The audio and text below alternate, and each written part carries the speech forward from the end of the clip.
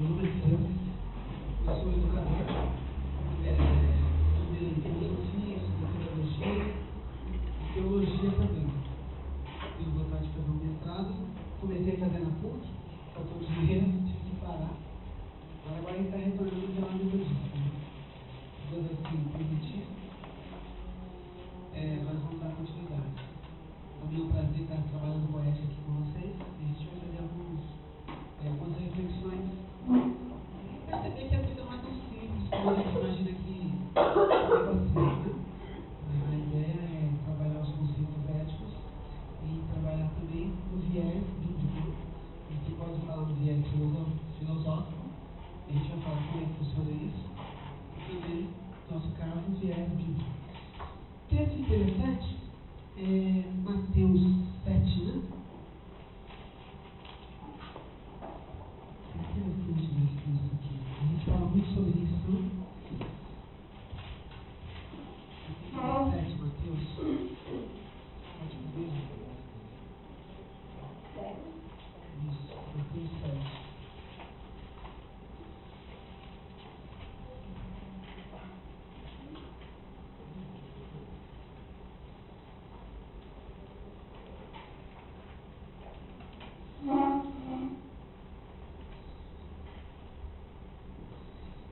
Diz lá o texto. Não julgueis. Para que não sejais julgados. A gente mais faz. A gente faz o tempo todo. Eu entrei aqui, vocês olharem desde a ponta do sapato até a ponta do cabelo. Isso a gente faz com todas as pessoas o tempo todo. O tempo todo nós fazemos isso, julgamos as pessoas. E o conselho é que a gente não julgue. A gente não deve julgar. Por que a gente não deve julgar? Para não ser julgado? Para não ser julgado. Porque a gente não conhece, a gente não sabe o que a pessoa está pensando, a gente não sabe o que passa pela cabeça das pessoas. Né? Então, quando a gente vai estudar ética, um dos cuidados da ética é exatamente essa orientação bíblica, de não julgar, né? Não fazer se precipitar em falar coisas sem que antes a gente tenha de fato conhecimento de fato. O que é conhecimento de fato? Eu tenho que saber exatamente o que se trata para a partir daí eu poder fazer uma avaliação. Todos nós temos valores, né? Todos nós temos conhecimentos. E a partir dos valores e dos conhecimentos que a gente possui, isso vem de casa, da escola, da igreja, são coisas que a gente vai adquirindo com o passar do tempo. Não faça isso é bom, isso é legal, isso é ruim, isso é correto. Isso são valores que vão ficando impregnados na gente. A gente vai adquirindo esses valores. Né? E é a partir desses valores internalizados, ou seja, está dentro de nós, né, é que a gente vai vendo o que é certo e o que é errado. Né? Aquela atitude é boa, aquela atitude é má. Mas muitas das vezes a ideia de não julgar é porque nós temos poucos elementos com os quais a gente de fato pode determinar se algo é certo ou algo é errado. Eu vou contar uma história aqui e vocês vão fazer mais grupos e vocês vão discutir essa história. Se vocês acham que é certo ou errado. Isso por quê? A gente perceber que na discussão pública a ideia de ética ela é muito mais complicada, muito mais complexa do que a gente imagina. Às vezes a gente pensa que é fácil o que é certo e errado, não? Mas que é simples, né? Uma coisa é certa, outra coisa é errada. Mas tem certos momentos que a gente começa a perceber que essa discussão de certo e errado é muito mais complexa, existe muito mais elementos para analisar. Eu vou contar essa história aqui. A história é verídica, tá? É assim, certo dia eu estava saindo da minha casa em direção à padaria. Observei uma figura familiar circular no bairro com frequência, furtando um toca-fita de um carro de um velho amigo meu. O indivíduo aproveitou a displicência do proprietário, deixou as portas dos vidros abertas. O proprietário deixou as portas dos vidros abertas. Né? Amém. Pode entrar, né? Amém.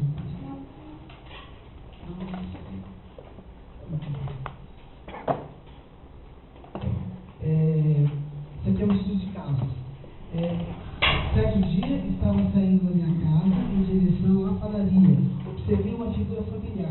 circulava no bairro com frequência, furtando o toca-fita de um carro de um velho amigo meu. O indivíduo aproveitou a displicência do proprietário, que deixou as portas e vidros abertos, e surrupiou o objeto. O meliante tinha acabado de virar a esquina com o aparelho debaixo do braço, quando o meu amigo apareceu e perguntou se eu tinha visto quem tinha furtado o som do seu carro. Eu simplesmente disse que não tinha visto ninguém. Um era ladrão, não tinha nada a perder. O outro, pessoa de bem, de família respeitável, mas extremamente nervoso. Se eu falasse a verdade, provavelmente ocorreria uma tragédia. Preferi mentir em nome da vida. Esse é o texto. E aí essa questão da ética, né? Devo mentir ou não devo mentir? Agora vocês vão discutir, vão fazer grupos e vão discutir esse texto. Faz uns grupos de 3, 4. Pode ser. Tá bom? Eu gostaria que vocês pensassem um pouco sobre isso aí. Devo mentir ou não devo mentir? Posso mentir? Ou não? Como é que vocês fazem isso aí?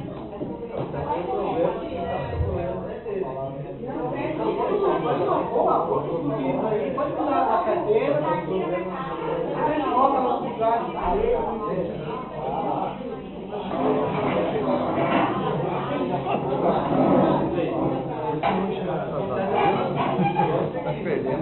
Perdeu a introdução já.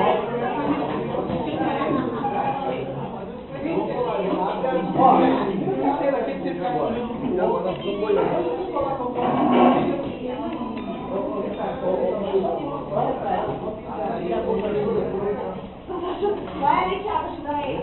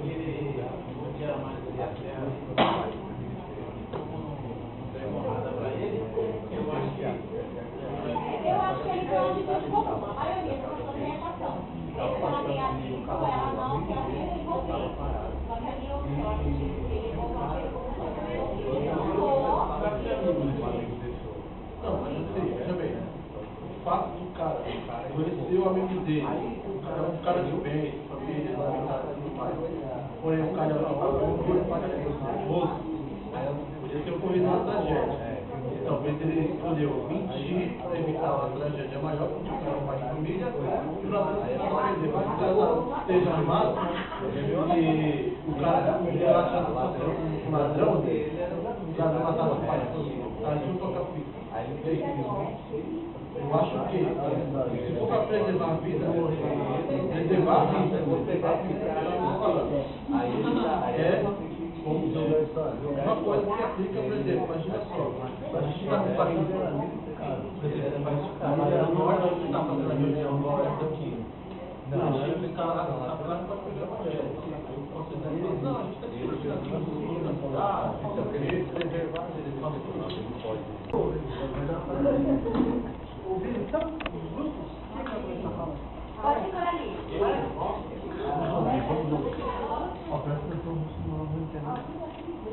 Aí, Alex.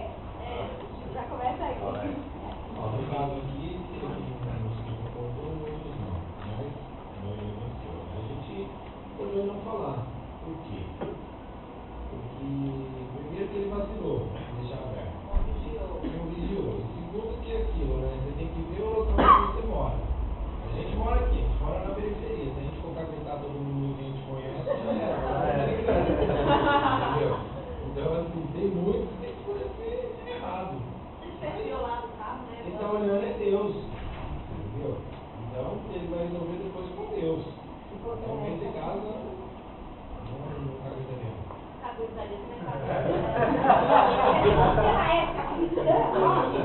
Até que a gente falaria, mas a circunstância da situação A gente não sabe. Deixa eu falar. E eu posso muito aí? Quem quer falar? Você quer apontar? Você quer atrás. É o porta-voz da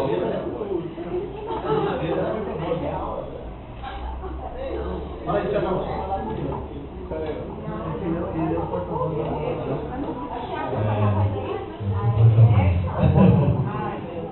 Foi assim que você falar uma coisa? Não, assim, aqui também, né, teve alguns que concordaram, outros que discordaram. A maioria decidiu falar a verdade, porque como o Alex falou, é meio circunstância. Isso levou como se fosse não 2 pessoas ou 3 pessoas cristãs, como uma cena cotidiana, pessoas que não conhecem a palavra. Normal, cotidiana que não conhece. Então não levamos para falar, mas eu sou um cristão, eu tenho que falar a verdade. Então a maioria decidiu contar, falar a verdade. E um exemplo que eu dei aqui é que a gente, por exemplo, você fala quem é, ele foi para lá. Não, só posso falar. Eu vi, fulano é assim, assim, assado. Pronto, ponto. Ele não mentiu e também preservou a vida ao mesmo tempo, porque ele não precisou correr atrás do cara armado. Cadê você falou a verdade, o cara foi lá, matou o outro. Não, então, o cara correu e foi pra direita. Você pode falar, ó, eu vi, ó, deu um pinote aí pra cima aí, ó.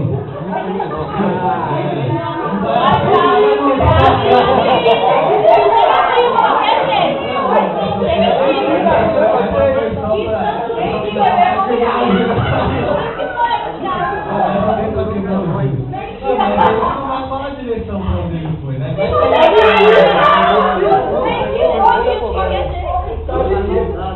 Não, mas a gente percebeu que ele sai correndo pelo bairro atrás do cara. Viu o cara, mas ninguém vai sair, ele foi pra lá, tu fala, só vi quem foi, mas não vai falar pra onde ele Mas se foi. ele perguntar, se ele não falar, você vai Sempre tem alguém vigiando. Se o cara, tipo, por exemplo, o cara passou... Então, mas aí são várias circunstâncias que você acrescenta, aí é complicado. Você fala, alguém viu, aí você pode falar, pergunta, pô, tem um monte de gente na rua, e a pessoa vai perguntar lá do outro lado. Mas ele vai perguntar pra você. Não, mas eu tô falando, Não sei de nada, não sei de nada, dou minha opinião. Claro, se a gente for pensar, a gente acrescenta várias outras. Você também tem opção de falar, tem que falar. Não, mas isso não é, a gente Não, mas a fala. questão é depois de falar a verdade.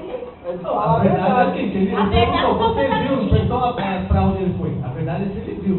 E você perguntou, você viu?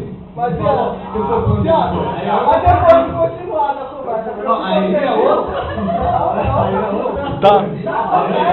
Aí é outra, você mentiu. A primeira Vai pergunta acontecer, é automático. Vai, vira pra próxima aula. Ou eu não concordo, então. A próxima, se tiver pra onde ele foi, a gente vem. Aí é isso aí. Ele mentiu também. Ó, de qualquer jeito, você não falou a verdade. Se você falar que viu, você vai ter que explicar quem viu. Se você falar que não viu e viu, quer dizer, ela não vai ser cachorro. Vai, já peguei o microfone. Já peguei o microfone.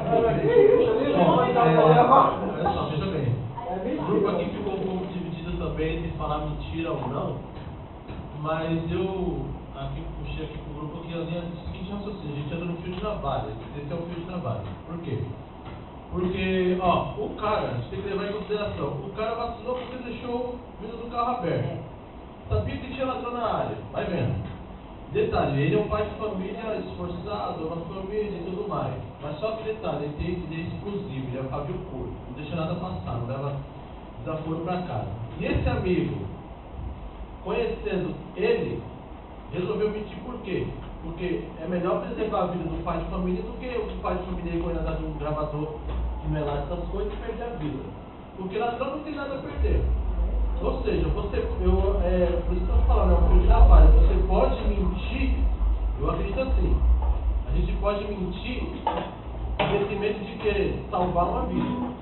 É a mesma coisa, imagina só, um monte de policial chega aqui e fala, que reunião é essa aqui? Como se isso aqui é um país que não pode pregar o evangelho. Aí o pastor fala, não, a gente está discutindo aqui a comunidade, não sei o que, não sei o que, não sei o que. Aí ele fala, nossa, se eu fizer isso, não tinha. Ah, mas que eu tô na frente, não tá gravando. Mas ele fala a verdade, ele não é verdadeiro. É a mesma situação. É a mesma situação. Por isso que o grupo ficou dividido entre falar a verdade e não falar. Mas tem um cara, que é o cara explosivo, um pai de família e metade de um assaltante. E aí, vocês ouviram? Eu mentiria. Quem mentiria aqui? Levanta a mão aí. Eu queria. Eu falo pra quem pegar aqui. Meu, imagina só, a vida do pai de família é mais importante do que do gravador, fala a verdade. Eu mentiria por causa disso, é o pai de família, não é o vagabundo da rua aí.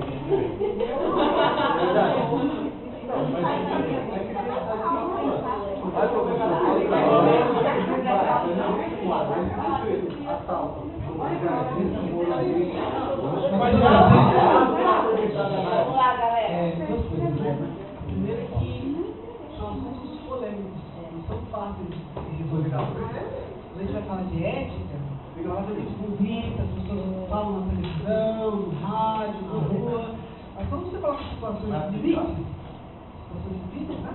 Você percebe que as saídas não são fáceis. E eu vou falar uma constatação, isso é uma constatação, senão vocês analisarem comigo, mas eu vou fazer essa constatação. Quando você pensa em ética, todas as vezes, parece, né? Eu não posso generalizar porque eu não conheço o mundo todo, nem todas as pessoas que moram no mundo, mas parece que todas as vezes que o homem se coloca numa situação limite, o homem e a mulher se colocam numa situação limite, eles aderem ao pecado. Não tem saída. Aderem ao pecado. Não tem saída. Aquele caso, por exemplo, da irmã do quebra.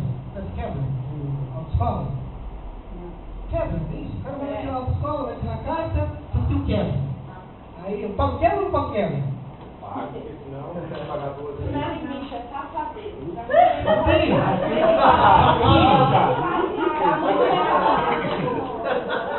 Então, então tem muita gente que sai da igreja, paga o quebra, tira a carta e depois ele volta para a igreja. Nós temos vários casos nas igrejas acontecendo isso. Irmãs, por exemplo, arrumam um namorado. Só que o cara não está na igreja. Está na igreja? Não. Aí o pastor não namora ele. Ela sai da igreja, casa o cara, mas não volta para a igreja. Tá claro o que eu estou falando? Não estou querendo fazer julgamento aqui. Quero falar assim, em toda situação limite, o que vai acontecer? Você acaba aderindo para o limite. Não tem um escape, né? Você tem. Toda situação limite Vai acontecer exatamente isso aí. Situação, quando a pessoa está acuada, sabe o que é acuado? Você não tem, parece que não tem saída assim. A sua saída, ou você ser santo, ou você. O cara vai lá pro pecado. Infelizmente. Entendeu? As pessoas falam muito de ética, mas em toda situação limite as pessoas não aderem pela ética. É fantasia da cabeça da gente achar que as pessoas vão aderir pela ética. Infelizmente não é assim que funciona. Na situação do indivíduo estar acuado, ele está ali, meio ali sem saída, ele sai da igreja, ele vai conta depois, ele vai mentir mesmo. A questão que eu li no texto, não julguei, na verdade eu só estou. Esse caso é meu, tá? Eu que menti. Eu, de fato, conhecia o cara. Eu só julguei, porque é um julgamento. Da hora você fala que é um julgamento. Assim, esse cara vai estar atrás do outro e vai matar o cara. Entendeu? Então você faz rápido esse julgamento. Por que você faz esse julgamento rápido? Inclusive esse cara que roubou já morreu, é o Mandão. Agora lá faz casa. O Tony, lá do Speed. Eu não tenho coisa extremamente explosivo. Eles tinham que sair na mão mesmo, sair com o revólver e matar o cara. Né? Eu fiquei pensando, imagina eu no velório, eu falei a verdade, você tá morto lá. Você tá morto. E eu, alegre, não podia ter falado a verdade. O camarada vai mais rápido por causa do trânsito. Então quando você faz um julgamento, você faz um julgamento com o quê? Em cima de conhecimento de causa. Então tem certas coisas que a gente não faz julgamento. Como é que você faz julgamento?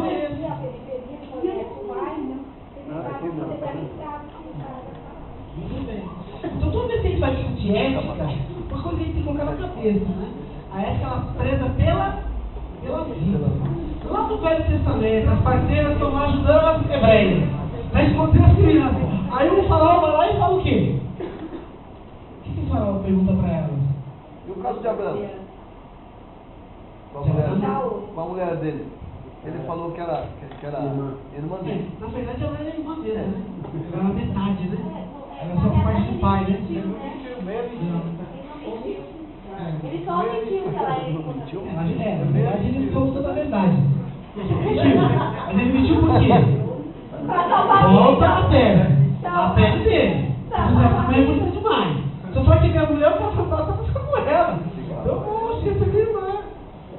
Não é? Aconteceu 2 vezes na vida, né? O filho também me conheceu, o filho também dele, também, o Isaac, né? A mulher também era muito bonita. Aí ele chegou lá e falou, essa é minha mulher, minha irmã. E aí o rei à noite teve um sonho lá, falou, rapaz, que quase mata todo mundo aqui. Depois mentia ele, que situação. Eu tenho que ir pela vida. Então a ética, ela está sempre apontando para o quê? Para a vida. Então, toda vez que a vida está em risco, a coisa fica complicada. E o homem e a mulher, no extremo, ele sempre acaba aderindo ao pecado. Ele vai mentir, ele vai omitir, ele vai fazer alguma coisa para tentar salvar a pele dele. Está claro isso? Tá. Tudo bem até aqui? Amém? Tem versículo de né? Não, tem mais. Não, vai não. Até 35. Amém. Olha só o desenho, né? Uma linha mesmo, né? Quando a gente olha para isso, a gente fica assim até olhando assim, olha, a linha tênue, né? Andar na linha do mundo em 2 extremos, o certo e o errado. Às vezes, aparentemente, parece que uma coisa é certa, é outra coisa errada. Parece que é tão simples isso, né? Eu ouvi uma historinha um dia desse aí, eu fiquei pensando nessa historinha. Aquela historinha do rapaz, ele chegou lá, era o mestre, o discípulo, ele foi fazer uma visita numa casa. Tipo, aquela casa feia, a cerca caída, um monte de mato, uma vaquinha magra, aquela gente feia, bem esquelética. E ele ficou lá, o mestre ficou incomodado, o discípulo também, ficou ali incomodado, olhando para aquela situação. E como é que você sobrevive aqui? A gente tem uma vaquinha, a vaquinha come lá o capim, dá um leitinho, a gente toma leite, faz um queijinho, e ele foi vivendo. Ele ficou incomodado, aí estou voltando, né? E de repente vê a vaquinha lá perto do precipício, aí o mestre fala assim, ó, vai lá e empurra a vaca, joga a vaca no buraco. O discípulo assustado, se a gente fazer uma vaca, se eu jogar essa vaca, o que vai acontecer? Eu vou morrer. Aí ele fala, já que pediu para não fazer isso, ele falou, empurrou a vaca, né? Caiu vaca, o precipício abaixo. Depois de um ano, o discípulo ficou incomodado. Depois de um ano, pensando, meu Deus, o que aconteceu com essa gente, né? Aí ele voltou lá. Tinha uma fazenda bonita, tudo arrumada, tudo bacana. Ele ficou assustado, foi entrando. Oh, bom dia. Olha, tive um ano atrás aqui, mas você lembra? Não lembro. O que aconteceu? Está tudo bonito aqui, tudo arrumado. Mas isso rapaz. Pois é, nós tínhamos uma vaquinha, a gente dependia dela, tomava leite, comia um queijo. Só que essa vaquinha necessitou, caiu, morreu. E a gente foi obrigado a ir para a lavoura, trabalhar, arrumar as coisas e tal. E a gente organizou tudo, né? O que vocês acham que vocês fazem? Os fins justificam os meios? Ou os meios justificam os fins? É ético. Eu jogo a vaca ou deixo a vaca em pé? No caso lá, parece que aparentemente ter jogado a vaca é muito bom. Não é? Aí eu estou falando que todos os meios justificam os fins. Sabe todos os meios justificam os fins? Sim ou não? Nem sei. Então, a gente ouve essas histórias nos rádios, na televisão, as pessoas falando, a gente acha tão bonito, né? Puxa vida, né? Vamos acabar com as vaquinhas dos outros aí. Aí vai empurrando tudo lá aqui para ver se o cara acorda. Só que a gente não para pensar que as decisões que a gente toma, e ética é decisão, ela tem o quê? As consequências. Jean Paul Sartre, né? Por causa dessa vaquinha aí, se jogar ela em casa, ia ter uma consequência. importante. Por quê? Porque a gente fica ouvindo história, a gente dá glória a Deus, a gente acha lindo, maravilhoso, só que a gente a gente não para pensar nas consequências. Quais são as consequências dos nossos atos? Isso é ética. Todas as vezes que eu vou tomar uma atitude, eu tenho que saber que tem o quê? Desdobramento nas minhas atitudes. Vai ter o quê? Consequências. Ética é decisão. A todo tempo eu sou chamado para tomar decisões. O tempo todo. Aquelas decisões simples, né? Eu vou de ônibus, eu vou de carro, vou a pé, vou de metrô. Isso é simples demais. Né? Mas tem certas decisões que ela põe em risco o quê? A minha vida, põe em risco a vida dos outros, põe em risco também uma série de outros fatores. Jean Paul Sartre, infelizmente um ateu, mas ele coloca dentro da filosofia da existência, né, dele, ele fala assim, ele não crê em Deus, tá? Não existe Deus. Então para ele é o seguinte, olha, você é responsável por sua história. Você que é responsável. Não fica chorando, minha mãe me fez assim, meu pai me fez assim. Eu falei, não, amigo, isso a gente não tem mais, não tem jeito. Você já é assim. Então o importante não é o que você é. O importante é você saber o que você vai fazer daquilo que você já é. Ficar chorando com leite derramado não vai ajudar nada. Meu pai me fez assim, meu cabelo não dá para ser, né, de outra cor, tudo bem, eu posso até pintar, mas tem certas coisas que já estão na genética. Entende? Eu já sou assim. Agora, o importante não é me lamentar pelaquilo que eu sou, mas é aproveitar a partir daquilo que eu sou para me transformar em algo mais. Está claro o que eu estou falando? Não sei se eu me faço claro, não sei se eu explico bem, mas é muito importante. As decisões. Eu sou responsável pela minha vida. Eu sou responsável pelas decisões que tomo sou eu. Por exemplo, eu vou fazer um curso de torneio mecânico. Estou lá na frente de você torneio mecânico. Eu fiz essa decisão lá atrás, fiz um curso e hoje eu sou torneio mecânico. Então eu sou responsável pela minha história. Eu sou responsável. Então as decisões que tomo é que vão apontar para a pessoa que eu vou ser. Então é muito importante tomar cuidado com as nossas decisões. Então ética aponta para decisões.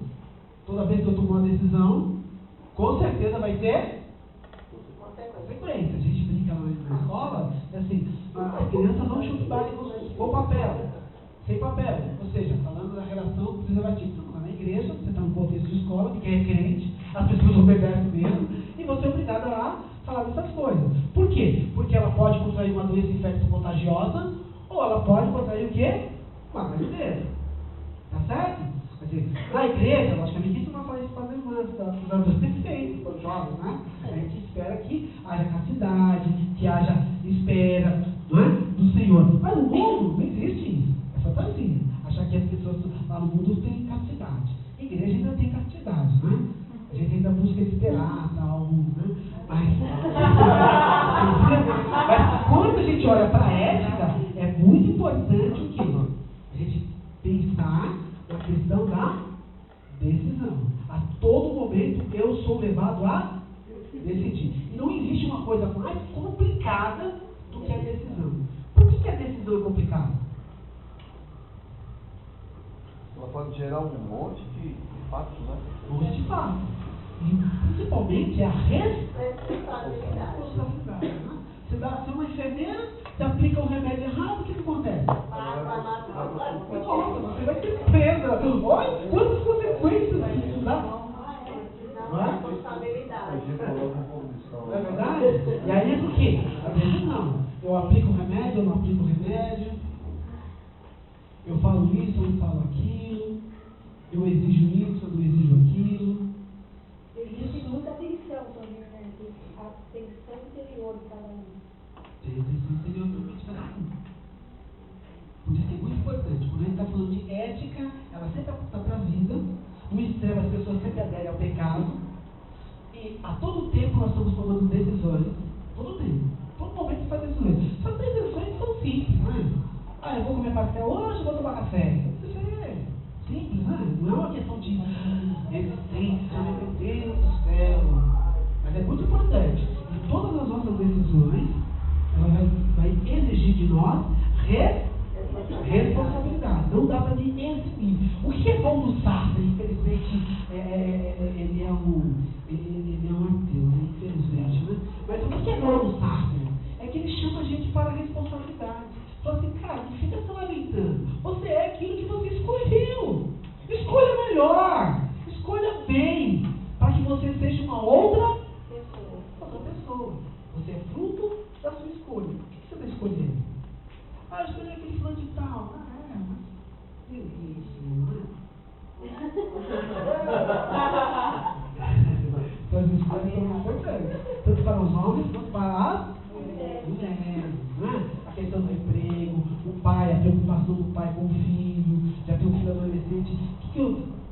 Logicamente você não vai falar assim, não, você vai ser médico, pronto, acabou, está fechado. Não, mas tentar saber quais são as aptidões dele, montar o currículo. O que é montar o currículo do filho? Né? É saber quais são as suas aptidões, encaminhar para cursos, incentivar, acompanhar. É muito importante. Por quê? Amanhã depois ele vai falar assim, puxa vida, né? Jô Soares, olha, se tem uma coisa para que eu descuido do meu pai, é a escola que ele me proporcionou. Ele me mandou para ir para a escola, me incentivou. E hoje eu sou o Jô Soares, né? Isso é muito importante. As decisões que a gente toma, tanto para nós, quanto para a nossa família. Esse dia minha filha falou assim, pai, eu queria trabalhar no Carrefour. Eu falei assim, não precisa trabalhar no Carrefour, não. Porque você está pagando uma faculdade muito cara.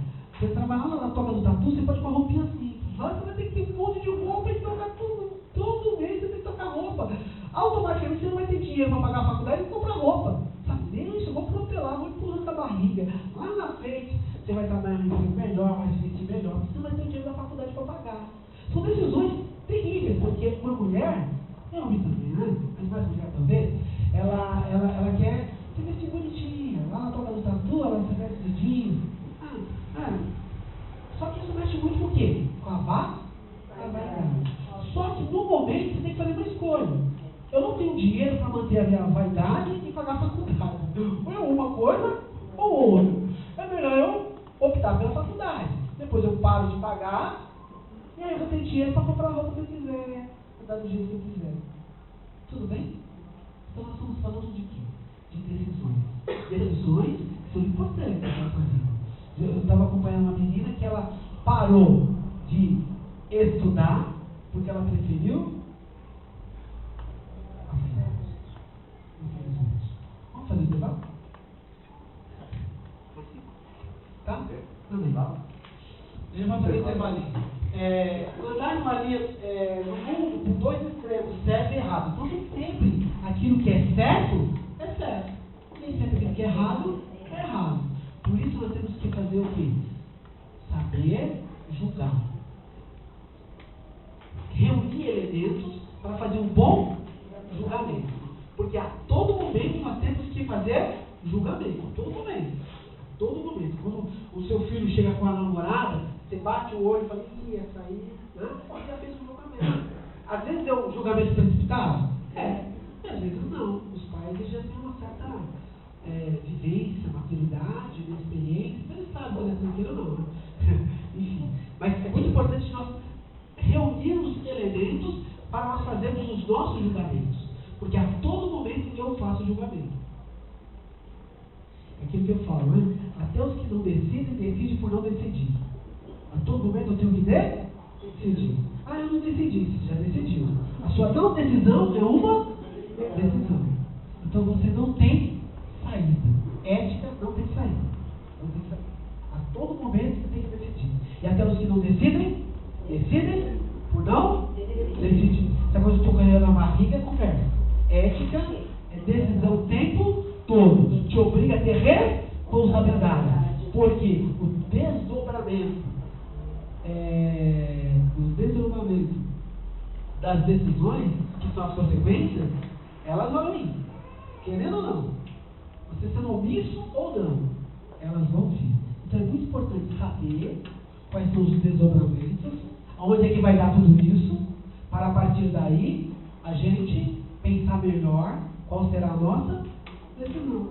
Às vezes não vai decidir, eu vou ficar nessa igreja ou vou ficar na outra. Eu vou namorar com aquela pessoa ou com o outro. Eu vou comer determinadas coisas ou não. Hoje, comer, por exemplo, é uma questão ética extrema. Tem aí, infelizmente, o colesterol. Triglicéridos. Entendeu? Isso é uma questão extremamente ética. Se eu comer esse negócio aqui, é bom demais. Só que esse negócio vai não matar. E qual é a decisão? Comer para ficar satisfeito ou comer para continuar vivendo? Comer para ficar satisfeito. É? Comer para ficar vivo. Essa é uma questão extremamente ética. Aí eu abri mão do meu pãozinho, olha o pãozinho, meu Deus. Aí eu abri mão daquela gordurinha, meu Deus. Eu não consigo mais vencer a gordurinha. Só que quando eu faço essa opção, eu faço a opção pela... Amém? É isso aí. Como é que é mais complicado? Porventura não é os que praticam o mal, mas o amor e fidelidade haverá para os que praticam o bem. Inclusive viver bem, não é? A gente é templo do Espírito, não é templo? Somos ou não somos? Então, se somos templo do Espírito, as nossas decisões têm que ser sempre decisões para a vida. Deixar de comer alguns alimentos, tomar alguns cuidados para a saúde. Olha só, a gente não pensa nisso, não é? Mas nós somos templo do Espírito. Então, se o templo é do Espírito, e a ordem bíblica do Velho até o Novo Testamento é: viva o quanto puder, viva bem, tenha qualidade de vida. O estilo cristão é o estilo que adere à qualidade de vida. Todo cristão tem que ter qualidade de vida. O cristão fuma, bebe. Olha só, misericórdia, né? É saúde para dar e viver. Amém? Mas como? Come bastante. Agora, essa é a preocupação, né? Como? Você pode ter que selecionar o que eu vou comer. Mas pensar também. Mas não pode beber. Amém. Só para a gente fechar essa intervalinho, mais um. Ética cristã, definição. Amém. Ciência que trata das origens, dos princípios e das práticas do que é certo e do que é errado, à luz das santas escrituras, em adição à luz da razão e da natureza. Conjunto de princípios morais que se deve observar e praticar, segundo o dicionário teológico de ética, né? Ciência moral, estudo sistemático dos deveres e obrigações do indivíduo, da sociedade e do governo. Seu objetivo, estabelecer o que é certo e o que é errado.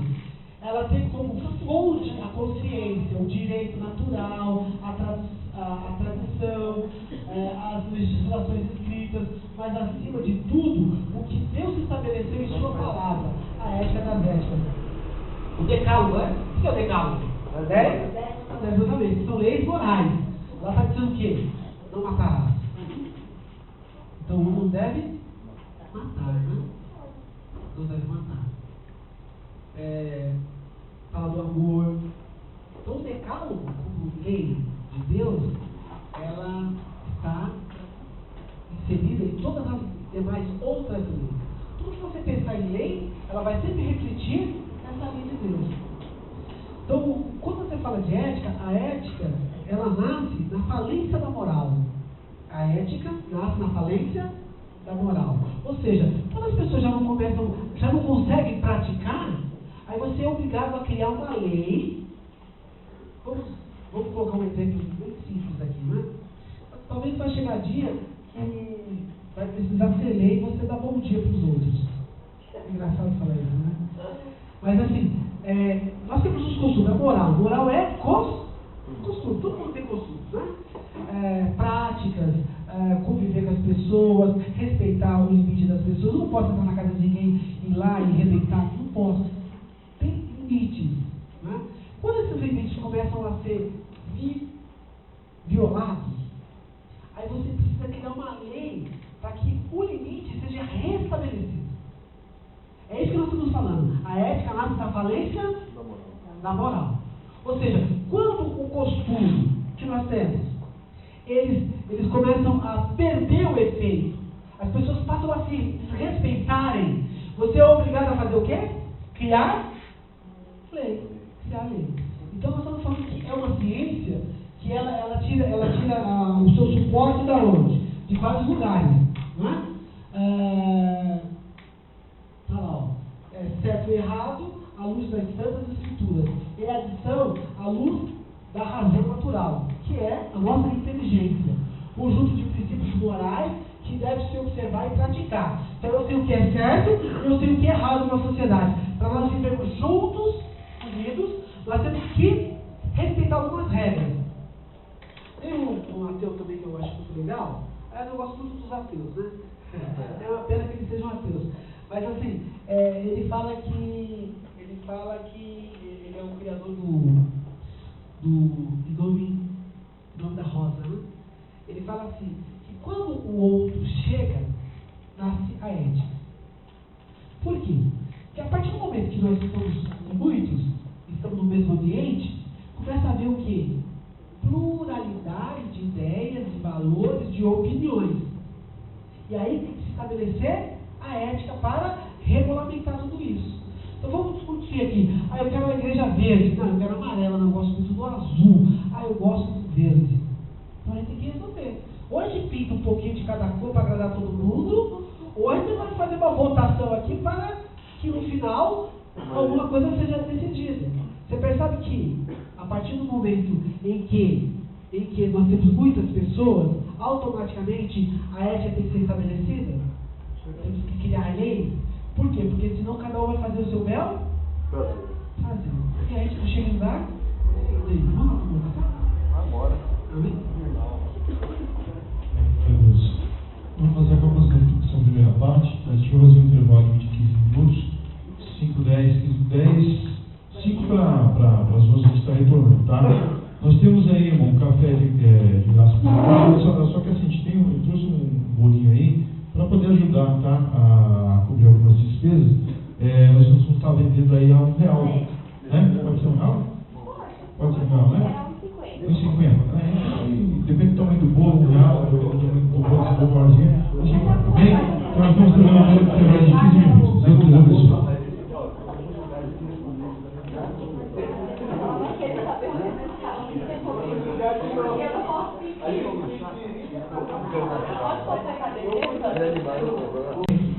Para esses 10 minutinhos finais, vamos ser abertos para perguntas, tá? Tá bem? Então agora vai ser um pouquinho mais escrita, né? Tem os tópicos que estão sendo passados, gostaria que os irmãos anotassem os tópicos, porque futuramente a gente vai fazer uma prova e vai ser tirada desses tópicos aí as perguntas, tá bem? Vai ser agora, pastor? Começa agora. Não, prova agora não, prova no final. Nós temos um kit de estudos aqui, e no próximo vocês vão receber, e aí vocês vão poder estar marcando para facilitar o processo. Então, outra coisa, se nós tivermos disponibilidade de internet, acessar a internet, nós vamos estar colocando as videoaulas no canal da igreja, no YouTube, tá? Se você quiser assistir, depois eu vou te passar um cadastrinho para você fazer um cadastro, para você poder assistir as aulas que estão sendo passadas aqui. Amém? Amém? Por favor, irmãos.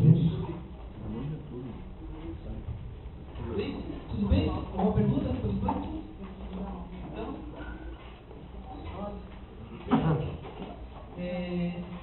Liberdade. Somos livres? Sim ou não? Entre aspas. Entre as aspas. Tem um meio Tem um filósofo que eu acho muito legal, provavelmente se vocês puderem adquirir um livro, é legal, chamado Fernando Sapatelli. Infelizmente é ateu também. Mas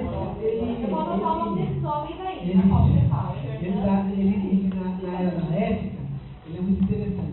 Mas geralmente eles não são ateus assim porque eles não acreditam em Deus. Eles têm uma certa rejeição em relação à igreja, né? E às atitudes da igreja. Então, geralmente você nunca vai encontrar um ateu assim, não, eu não creio em Deus, eu sou contra Deus, né? Mas geralmente são ateus no sentido de ele olha para as atitudes da igreja e eles começam a tecer críticas, né? Então, olhando para vocês, do jeito que vocês são, o que vocês fazem, não dá para imaginar o Deus que vocês dizem professar. É o que a gente chama de ateísmo prático, né? Ele abre a boca e fala que é um cristão, Então, quando você olha a prática dele, esse cara não acredita em Deus, é possível. Né? Então, nós temos um número de pessoas que são ateus práticos muito grande. Né? São as pessoas que, na prática, elas negam aquilo que elas dizem acreditar. Então, liberdade para essa matéria é o seguinte: eu não sou livre para fazer tudo o que eu quero. Eu sou livre porque eu não sou obrigado a fazer uma única coisa. Diante de mim, pelo menos haverão duas coisas, das quais eu terei que escolher. Duas coisas. Pode ter mais, mas pelo menos duas coisas. Ou eu vou para a direita, ou eu vou para a esquerda. Ou eu como, ou eu faço, ou eu não faço. Para essas duas coisas, eu vou ter que sempre escolher, sabendo que vamos pensar direitinho qual é a escolha que eu vou fazer, se vai valer a pena, quais são as consequências, porque dependendo da minha escolha, as consequências são irreversíveis. Tá certo? Cada escolha aqui não dá mais. Não dá para voltar. Não dá para voltar. E aí você fala, eu convidei esse projeto na vida. Joguinho fez uma escolha. Olha a questão ética dela, né? A ciência mostra que ela podia desenvolver um câncer nos seios. Sem ter câncer, ela decidiu tirar os seios. E ela é extremamente bonita, né? Sabe o quê? E ela foi lá e tirou os seios. É uma decisão que ela tomou. Por que ela tomou essa decisão? Histórico, pela vida. E ela falou assim, olha, eu gostaria de ver os meus netos, né? Eu talvez não vou viver o suficiente para que meus filhos casarem. Eu gostaria muito de fazer isso. Então, em nome disso, ela decidiu se mutilar. Percebe como a ética é muito importante na nossa vida? Como ela está presente nas nossas vidas o tempo todo. E aí é importante a gente pensar melhor nisso, né? Nas decisões que a gente toma no dia a dia. Amém? Então tá claro, a ética como ciência, da onde ela surge? Né? Ela surge da moral, do dia a dia, da convivência com as pessoas, daquilo que a gente faz certo e errado. E dentro daquilo que é errado, aquilo que é altamente prejudicial. E aí você é obrigado a fazer o quê? Legislar. Criar leis.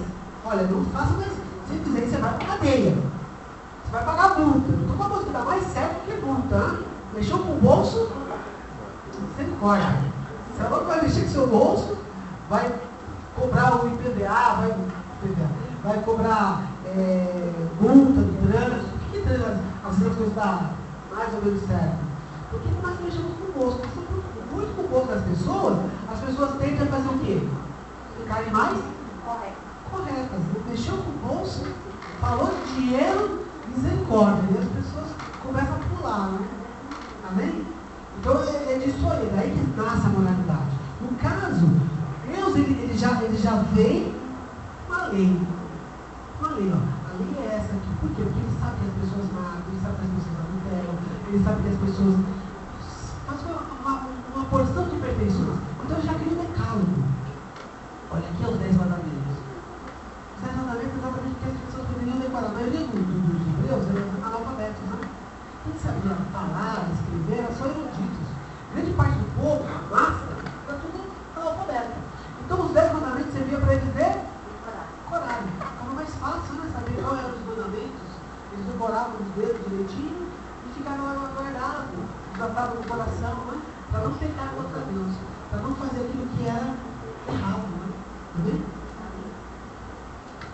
Muito bem.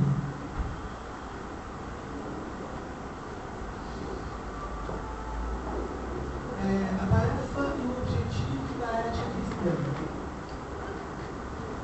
Dupla função, né? Nós temos dupla função. Definir o supremo bem. Então essa é uma ideia também grega, né? Você tem o supremo bem, que seria assim, o que seria uma sociedade ideal, onde todo mundo viveria bem, onde as pessoas respeitam. Então você cria um idioma, você cria uma ideia, e a partir daquela ideia você vai demandando, trazendo, puxando alguns comportamentos que são necessários, que precisam geral que ele chama de supremo bem. No nosso caso, Deus. Não é? Nós temos Deus, e a partir de Deus, nós vamos emanando, puxando fios de comportamentos que façam com que a gente viva bem com Ele e bem com as pessoas que estão ao nosso redor, em volta de nós. Alguns filósofos falam assim que Deus ele é necessário. Por que Deus é necessário?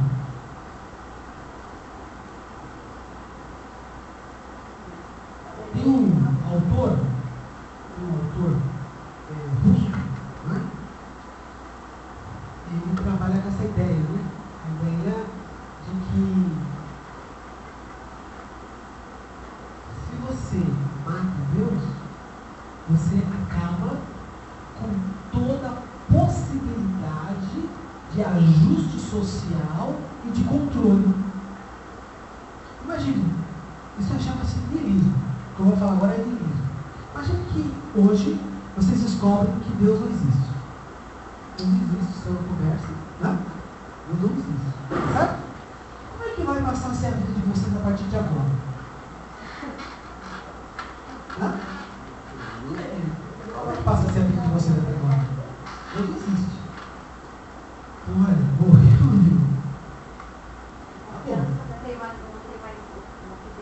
Não tem mais que crer. O que mais?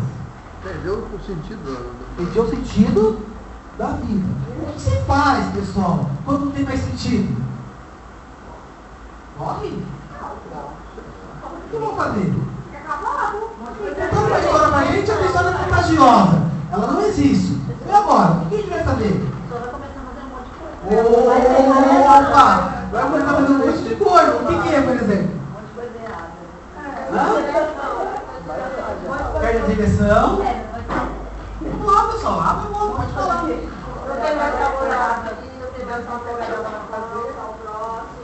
vai determinar o seu certo ou errado. Até onde você pode ir ou onde você não pode. Quero fazer tudo que eu quero. Sem nada poder fazer. Não tem mais o que fazer. Faz tudo. Entendeu? Então você vai dizer, olha, aqui não vai dar nada isso aqui. Quem é que pode falar que eu vou desejar a vizinha? Ou vizinho? Ou eu vou pegar aquilo que é alheio? Percebe qual é a função de Deus? Nós estamos falando de Deus. Então, falando assim, nós estamos puxando fios de comportamentos. Então, todos os nossos comportamentos estão ligados automaticamente ao Ser Supremo, que é o sentido final e maior de toda a nossa existência. Entre ela, como nós nos comportamos, por que nós fazemos determinadas coisas, por que nós deixamos de fazer outras. Então, a partir do momento que essa ideia, ela apaga, ela se dissolve, automaticamente você cai no niilismo, ou seja, o nada. Já não existe nada, eu vou fazer tudo. Vai que no final eu vou morrer mesmo? Então, por que eu tenho que respeitar? Por que eu tenho que ter limites? Por que eu tenho que fazer determinadas coisas? Então, a ideia do ateísmo, ela pode desembocar, não necessariamente, mas ela pode desembocar naquilo que a gente chama de niilismo, do nada. Niilismo. Niilismo. Nada, né? A ideia é o Niilismo. nada.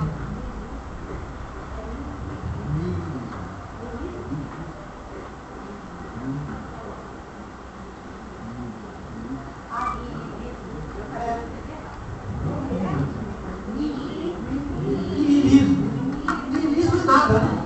Não tem mais sentido. Quem vai discutir isso aí é o Nietzsche.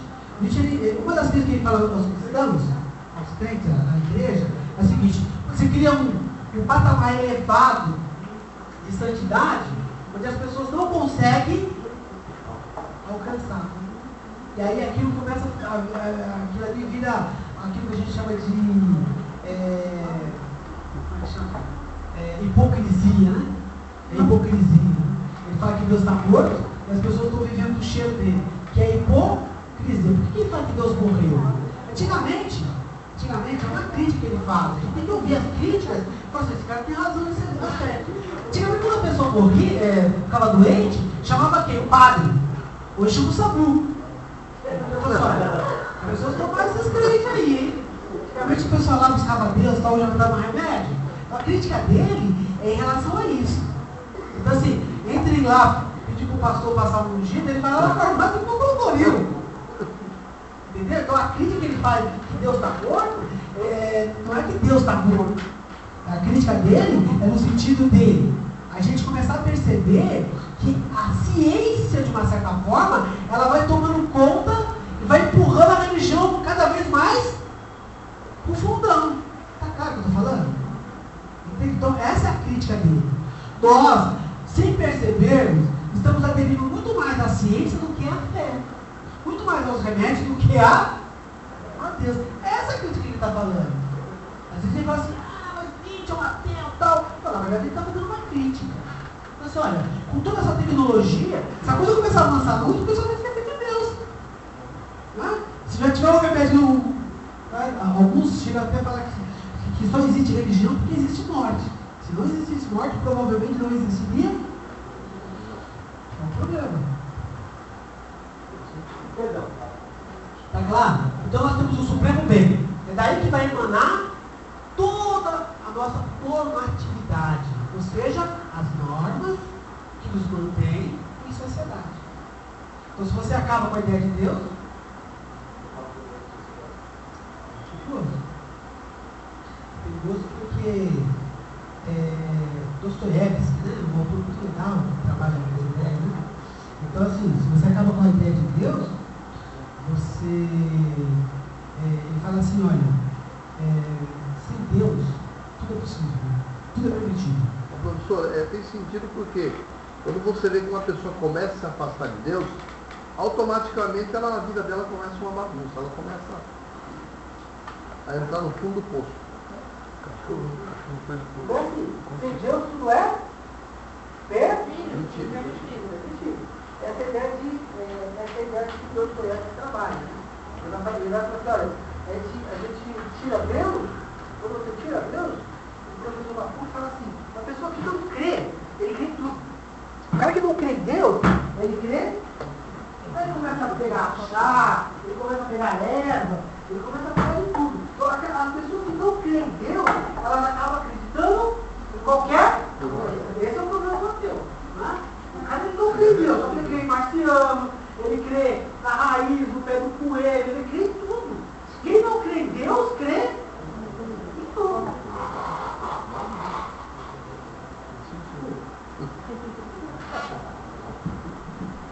Então esse é o problema. Não crê em Deus, crê em tudo.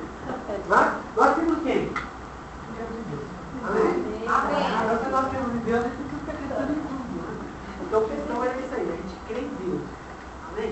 Então o professor da Bíblia assim, o que você crê? Eu creio em Deus.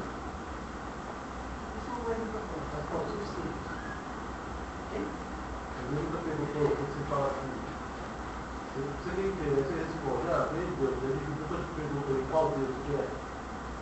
No caso desse professor, ele é até conhecido, né? O D, está na mídia aí, está na. O povo dela, né? Coloca lá no YouTube lá, coloca no Google, o povo dela vai aparecer ele. No caso dele é um judeu, né? É um judeu. Então ele é um dos defensores da ideia de que quem não crê em Deus, ele fala que o ateu é um golfinho, né? Assim, até o golfinho pode não acreditar em Deus, né? Então, ele não, ele é judeu mesmo. Ele estava lá em Paris, né? Na universidade, de repente, Deus existe. Ele teve um momento assim, místico, então assim, a partir daquele momento eu passei a acreditar em Deus. Ele é interessante, é muito legal. Então, a ideia é essa, você tem Deus, quando você tira Deus, tudo passa a ser permitido. E essa ideia de tudo passa a ser permitido, ela é muito perniciosa, muito perigosa, né? Porque chega uma hora que você começa a tirar, você vai tirando da sociedade todo aquele sentimento de dever, todo aquele sentimento de respeito, e isso é muito complicado. Eu conheço ateus que eles são. Não é tanto de esperança, uma coisa que aconteceu comigo. Uma vez eu estava na faculdade e eu tenho amigos ateus lá, né? E eu estava muito descontente com a igreja e tudo mais, eles perceberam que eu estava assim. Eles falaram assim, por que você não, seu Deus está muito descontente, por que você não volta a fazer o que você fazia antes da igreja? Volta lá a ser pagão lá, o que você fazia lá. Você vai ser mais feliz. Né? E ele falou assim que ele não acredita nesse Deus que a religião hoje, que forma é possível, prega. Ele pode até existir um Deus, mas eu opto por viver sem ele. Porque o pessoal fala que Deus é muito vago, ninguém prova nada, ninguém faz nada. O pessoal fala que Deus é bom, é isso, é aquilo, mas o povo que serve esse Deus não faz nada disso. Tanto é que a gente vê vários exemplos aí de ateus, por exemplo, até a Juliana que sei que ela é uma ateu também, ela dando o pessoal lá da África lá, coisas que muitos cristãos aqui no Brasil, ou nos Estados Unidos, ou em qualquer parte do mundo, não faz. Então a crítica não é a Deus, a crítica é sempre a instituição. A instituição ela falha. E aí quem paga o ônus? Deus. Entendeu? Porque assim, o grande problema é assim, teologia. Nós não sabemos nada sobre Deus. Você fica lá estudando o tempo todo teologia, no final nós não sabemos nada sobre Deus. Nós não sabemos nada. Em ciência a gente fala que Deus ele é uma variável epistemológica sem controle. Não dá para pegar Deus, colocar no laboratório e ficar lá. Olha lá, Deus. Puxa vida, até que vi, hein? Não dá. Certo? Deus é uma variável epistemológica sem controle. Nós não sabemos nada. Não sabemos o tamanho, a idade, a diferença. Não sabemos. Agora, quando a gente fala de Deus, quando a gente fala de Deus, ele está no linear. O que é linear? Aqui, ó. Eu posso falar de vocês, de mim, mal e vagamente. Né? Mas sobre Deus nunca vou falar. Tá claro? A gente fala de Deus, aquilo que a palavra nos permite. Então, quando a gente coloca em prática, as pessoas olham e falam assim, olha, isso aí não é Deus. Entendeu? Por quê? Porque as nossas práticas, elas estão muito longe de representar a fidelidade de Deus. Tá claro o que eu estou falando? A gente faz uma coisa pálida, longe. Mas está longe, né? Posso falar assim, eu sou representante de Deus, não era para mim que eu me lembro. Senão caiu um buraco aí que só Deus pode sacudir. Tá certo? Então é muito importante saber que todas as críticas dos ateus não é em relação a Deus, porque de Deus a gente não sabe nada. É em relação à instituição igreja, ao seu comportamento, à sua omissão, principalmente a sua omissão. Né? Outra coisa, a gente tem que tomar cuidado que não é que os ateus não tenham ética, eles têm ética. Entendeu? Eles têm ética. O grande problema de você tirar Deus do cenário é que você acaba tirando também todo o suporte que é sustentado por ele. E aí vem a crítica de Dostoiévski, né? Se você tirar Deus, tudo é permitido. Posso fazer de qualquer coisa que eu quiser na minha vida. Eu vou sair matando, sair roubando, sair estufando, sair fazendo um monte de coisa. E no final, não vai acontecer nada. Aí chega Pascal. O que Pascal fala? Vamos fazer uma aposta. Qual é a aposta de Pascal? Eu vou viver 70 anos. Depois de 70 anos, eu morro. No Rio. Não tem Deus. Eu não ganhei, eu não perdi nada. Aí ele fala assim, olha, agora eu vivo 70 anos. Aí eu morro. Aí chega do outro lado, Deus está lá. Não tem enrolado. Então qual é a saída dele? Deus aposta. Se depois que você morrer não tiver nada, você não perde, nem ganha. Mas se tiver Deus, você está beleza.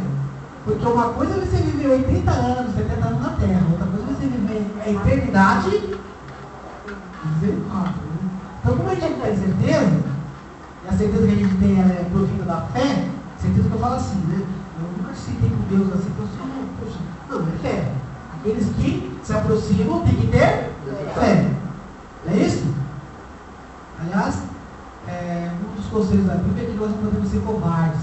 Cremos, somos homens em fé. E por crermos é que nós vivemos a fé. Sem fé, que é impossível agradar a Deus. Então a fé que nos mantém. Nós não temos evidência laboratorial, né? Ninguém olhou Deus no laboratório, viu aqui Deus no laboratório? Não. Tudo que a gente sabe sobre Deus é pela fé. Amém? Ninguém está descanalizado aqui não, né? Graças a Deus. Então é aquela fé que a gente quer em Deus. Tá certo? Então lá no final, depois da morte, ou quando ele voltar, aí tudo bem. Então Pascal fala que a única saída, matematicamente falando, é fazer uma aposta. Você faz aposta. Se no final você morrer e não tiver nada, você não perdeu nada. Mas se tiver, você vai estar em maus lençóis. Pague as consequências. Está claro isso, mano? Então a nossa saída pascaliana é a aposta. Faça a aposta.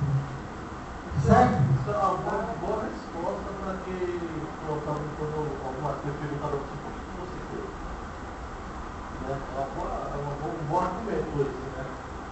Não, a saída de Pascal deixa qualquer um nervoso, né? Porque você não tem saída, na verdade. Tanto Não é tem que saída. essa foi uma bela resposta minha para um ateu. Eu falei, meu, se você crê em Deus nenhum, se você morrer e não tiver nada, você não faz nada, né? Então, eu prefiro crer em Deus. Se chegar lá no final não tiver nada, não tem para mim. Agora, se tiver, eu não tenho nada. Se você tiver Deus lá, você só vai ter. Aí você fala assim pra ele, ó, meu amigo, seguro morreu de velho. Então, o negócio é manter o seguro, não é isso? O seguro, vai levando, lá no final. Amém? Glória a Deus. Ó, estou definindo o supremo bem. Deus é o supremo bem. E é dele que emana toda a nossa ideia, todos os nossos valores, de certo, de errado, de conduta, de comportamento, como nós temos que conviver um com o outro, o respeito mútuo, uma sociedade organizada, civilizada. Então a ética, na verdade, ela aponta sempre para uma sociedade civilizada, organizada, né? Onde as pessoas se respeitem, onde as pessoas vivam o melhor possível. E todas as vezes que começar a haver desvios, o que vai ocorrer? Você vai regrar, você vai colocar lei. E a partir daí você fala, você vai para cadeia, você vai ter que pagar multa. Não é? Alguns países aí, jogar papel no chão dá multa. Da pura, né? Da organizada, porque lá você leva multa por tudo. Por tudo. Porque dá certo, multa. Não dá certo? Dá certo. Você meu amigo, vai ser descontado no imposto lá da sua casa. O cara chega lá, viu um papel que eu joguei, tá aqui. Ah, não vou jogar mais. Você vai apertando o cidadão de uma tal maneira para ele ficar civilizado. Mas na Suíça faz isso mesmo. Tanto é que eles fazem até o desvio judiciário, né? Quando eles vão jogar o lixo para fora, tem que separar o lixo, aquela coisa toda e tal. E se não separa, dá uma multa. Dá multa. Dá certo. Não pode tocar aqui de tudo, de Tudo dá já certo. tinha Isso perdido aí. a casa há muito tempo, né?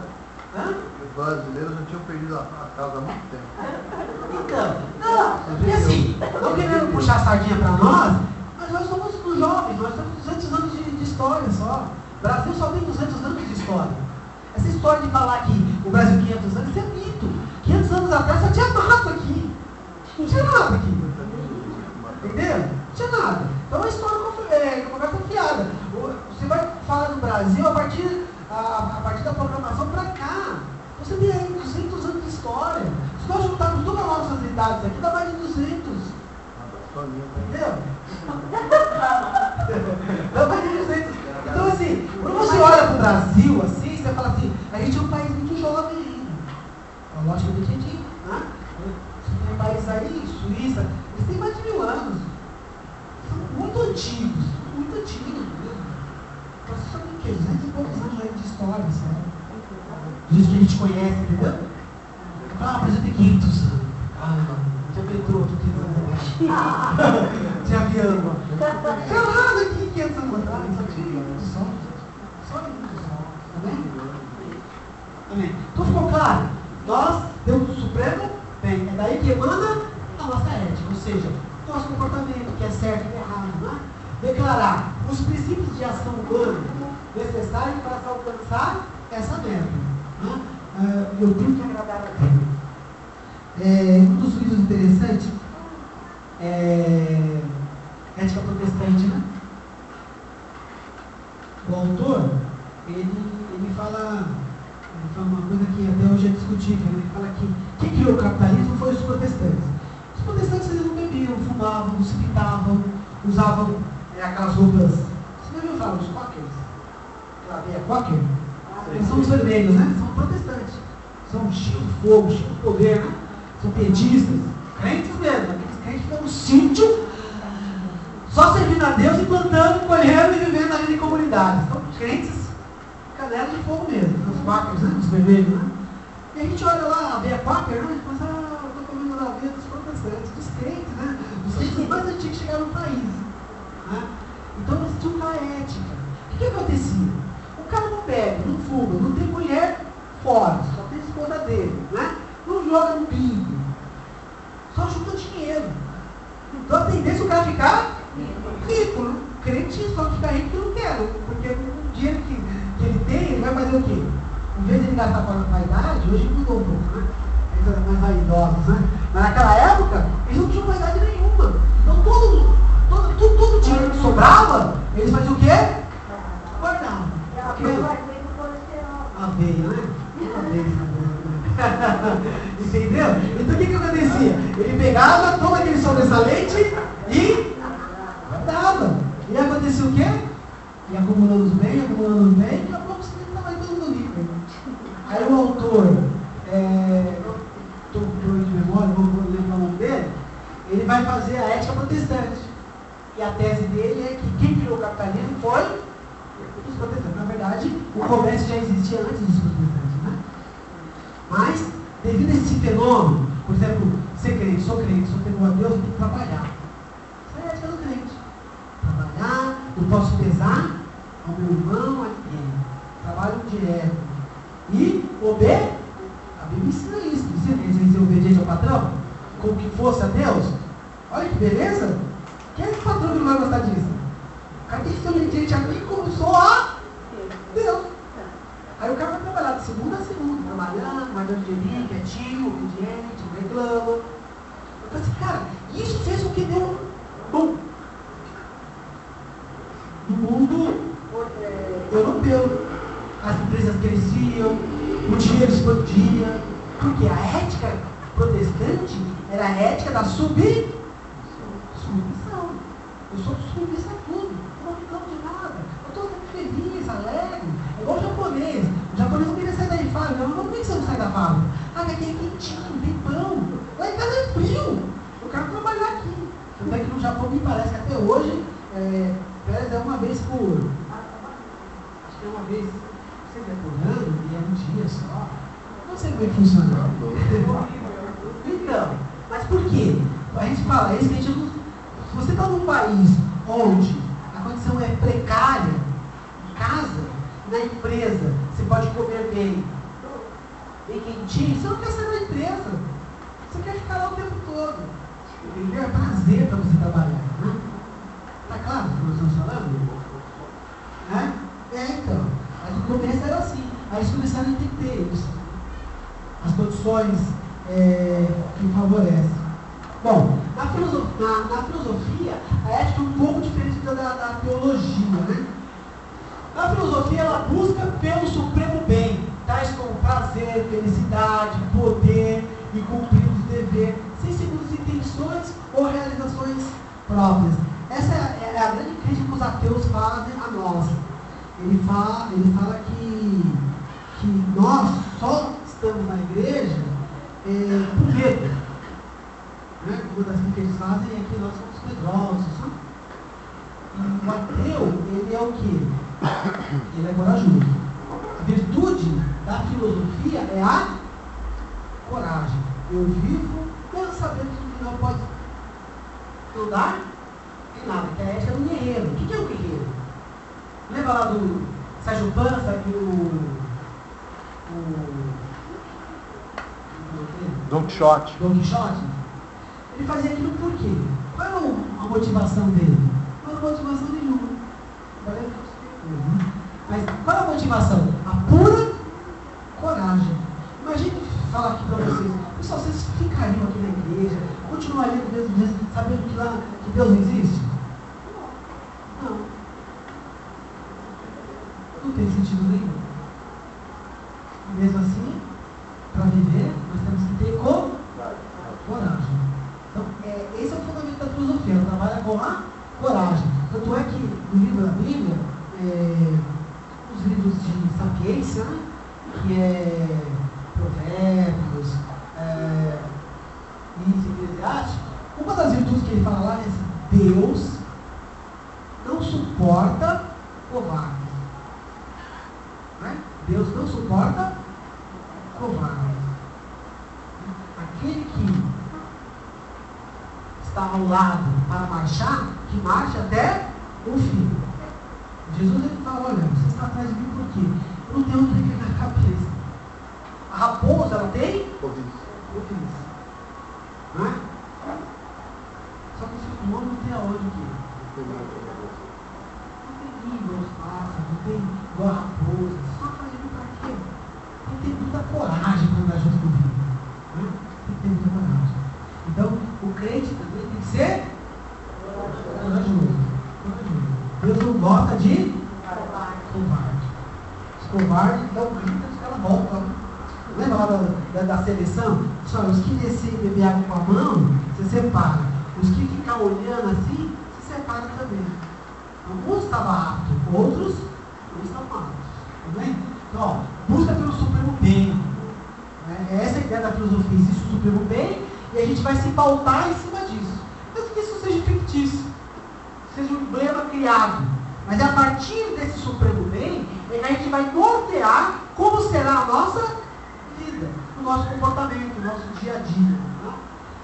Poder e cumprimento do dever, segundo as intenções e realizações próprias. Né? Eu senti bem comigo mesmo, meu próximo. Então isso é a ideia da filosofia.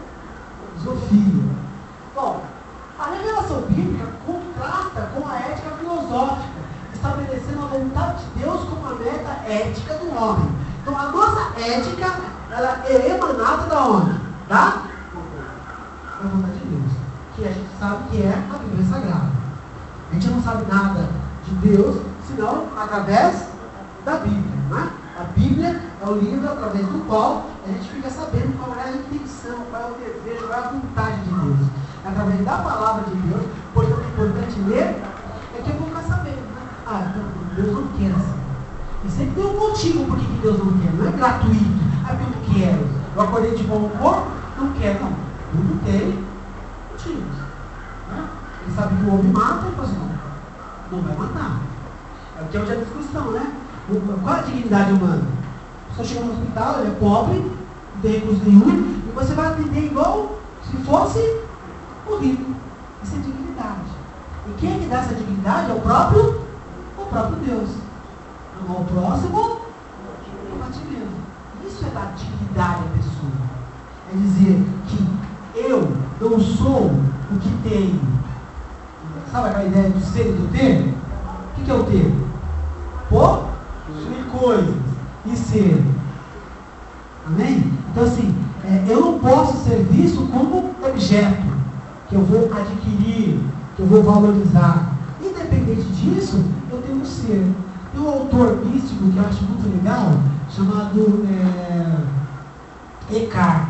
O Eckhart, ele puxa o valor humano quando ele fala o seguinte, que o único ser criado, que reflete a imagem de Deus, é o homem. Ele fala que a alma do homem é um espelho. E o único lugar no universo que Deus consegue ver o seu próprio rosto é na alma do homem.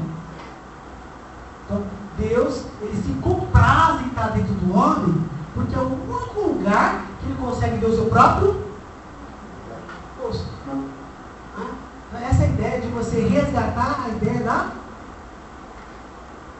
dignidade humana. Você puxa para cima, você traz, né? Você puxa a vida. Né? O homem é um animal, categoria, né? Animal, categoria, que é aquela chave que você abre para saber que ele possui qualidades, atributos e comportamentos iguais os outros demais. Só que a diferença é que ele é vazado por Deus. O que é vazado por Deus? Ele produz religião. cachorro dobrando o joelho. Oh Deus, eu estou aqui. Macaco. O que é vazado por religião, por Deus, é o que produz religião. O homem é vazado por Deus. Ele produz religião. Os animais não. Não é? A revelação bíblica contrasta com a ética filosófica, estabelecendo a vontade de Deus como meta. Então não é o supremo bem, é Deus. Não é? É Deus que estabeleceu, a partir do decálogo, dos mandamentos, o que o homem tem que fazer, como é que ele tem que se conduzir na sociedade, como é que tem que se organizar. Pode ficar um pouco mais, né? Eu já falei demais. A gente cansa um pouco, quer dizer um pouco, não precisa esticar os braços, né? Também esticar só um pouco, amém? Bom, a revelação bíblica contrasta por meio da exegese. O que é exegese? Vamos ter exegese aqui já, né? O que é exegese? Isso, eu pego o texto lá do Antigo Testamento, há 2000 anos atrás, e tento entender qual é o sentido que aquele texto tinha para aquela comunidade. Pode sentar, legal, pessoal. Só para esticar só mais um momento. Só para ficar falando direto, eu já sei, meu Deus do céu, isso aqui está cansativo demais. Então, por meio da exegese, então assim, eu pego um texto lá do Antigo Testamento, há 2000 anos atrás, né? Eu não posso pegar aquele texto e tentar interpretar os dias atuais. Uma vez eu fui numa igreja há muito tempo atrás, o pastor estava pregando os dragões do Apocalipse. E de repente ele falou assim, olha, o que o Jânio Quadro está fazendo, está se cumprindo a palavra de Deus. Olha só, irmão. Meu Deus do céu, que tem os olhos dos dois dragões vermelhos, os dragões do Apocalipse. Mas ele brigou aqui, pregou e disse, Deus está aqui realmente no nosso meio. Ou está se cumprindo a palavra de Deus. E a gente fica olhando assim. O dragão morreu, né? O dragão morreu. Não, e continua, né? A gente tem que tomar muito cuidado com essas. Tem que tomar muito cuidado, né?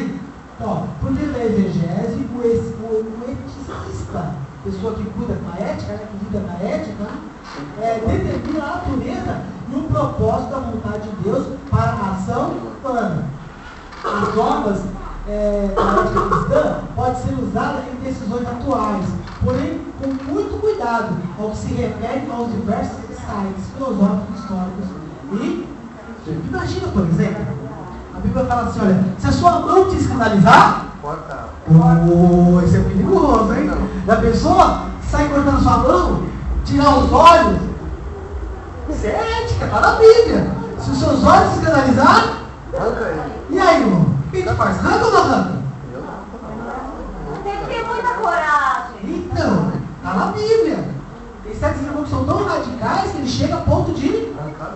Na Idade Média, por exemplo, a tentação por mulher fazia os homens de Deus sofrerem tanto que eles tiravam a roupa, rolavam nas pedras para se mutilarem, para poder servir a Deus menor. Olha só. Isso são decisões? O cara se mutilava todo. E é mais problema.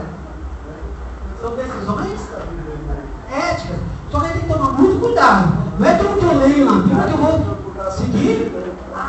Arrisca o pé da letra. Olha, Deus está mandando arrancar os olhos, eu vou arrancar.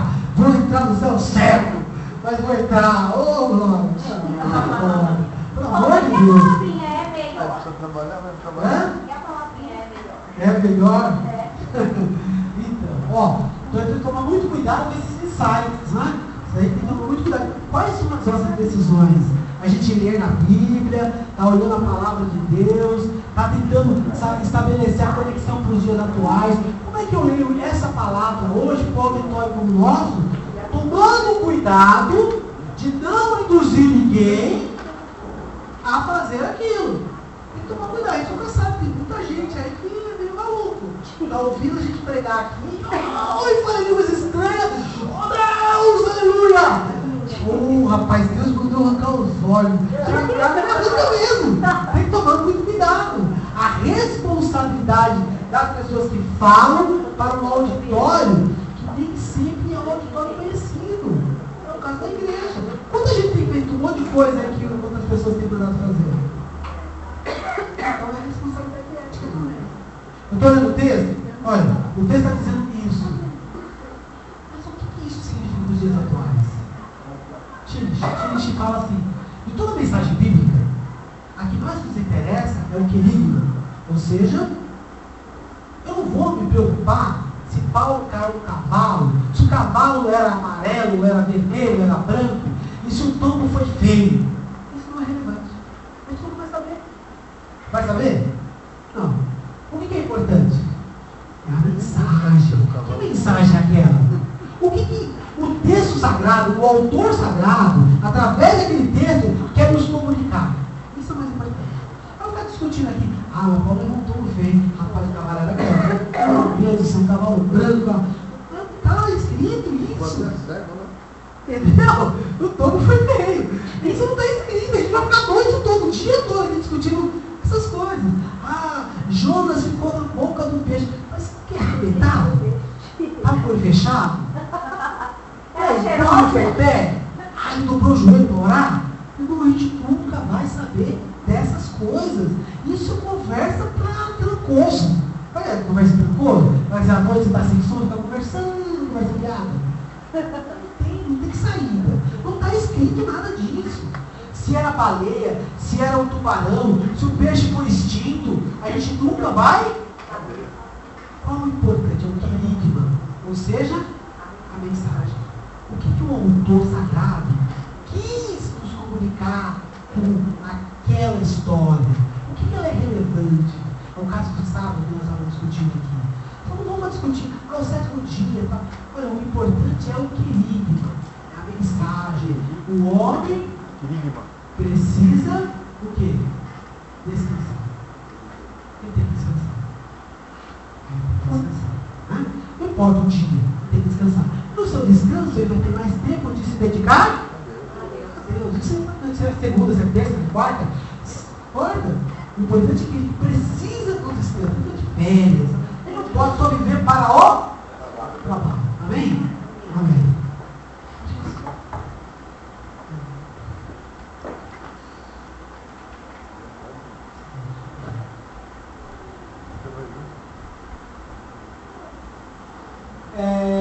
A ética cristã é bifocal, busca na Bíblia normas e princípios de conduta. Nas outras disciplinas, busca dados baseados em fatos para uma ação inteligente. Então, assim, ao mesmo tempo que eu leio a Bíblia, eu também leio o jornal, eu leio livros, eu passei. Aí depois vocês passam para todo mundo ver o Chabaté. Ele é um ator, um escritor, um filósofo ateu, mas isso não significa que ele não tenha nada para nos dizer. É claro isso? É a mesma coisa. Quando eu leio Nietzsche, eu vejo as críticas e eu abaixo a cabeça. Eu falo assim, esse ponto não está certo, Senhor. Nós estamos falhando. Então a gente vai procurar se consertar. Então as críticas, elas são positivas na medida que a gente, se vendo nesse erro, a gente procure melhorar. Né? Ah, esse ateu, não gosta de Deus, não quero nem ler. Não leio o que ele fala, por que ele é ateu? Por que ele está falando isso? Ele tem razão? Tem fundamento? Então a gente tem que analisar tudo. Bereanos, o que os bereanos faziam? Liam tudo aquilo que Paulo falava, conferia, né? Oh, será que esse cara tem razão mesmo? Olha, ia lá e conferia. Paulo falava, ele ia lá e conferia. Essa atitude do crente, né? Olhar, analisar. Amém? A Bíblia fala que a gente tem que ver tudo, analisar tudo e resolver, né? Isso, verdade. Amém. Então, só para a gente fechar aqui e fazer a parte das perguntas, o objetivo da ética cristã. Primeiro, alguns limitam a esfera da ética cristã ao indivíduo e não à sociedade. Né? Então, eu posso ter minha própria conduta, caráter, né? De caráter. Né? O cara não arruma o quarto da casa dele e ele sai gritando na rua: vamos resolver o mundo! Quer dizer, o cara não arrumou o quarto dele. O cristianismo ensina: olha, primeiro vê a trave dos seus olhos, depois você vê o arqueiro, depois você vê a trave. Não é? Negócio de futebol mesmo, né? Tá certo? Então assim, eu não posso olhar o outro sem que antes seja cristã. Eu vou arrumar meu quarto direitinho, sabe? Eu vou procurar andar direitinho. Aí depois eu falo assim, a sociedade está errada. Ela precisa mudar. Aí você vai lá na minha casa, meu quarto está arrumado. Está tudo organizado. Então, é muito fácil você estar acusando os outros, não é fácil?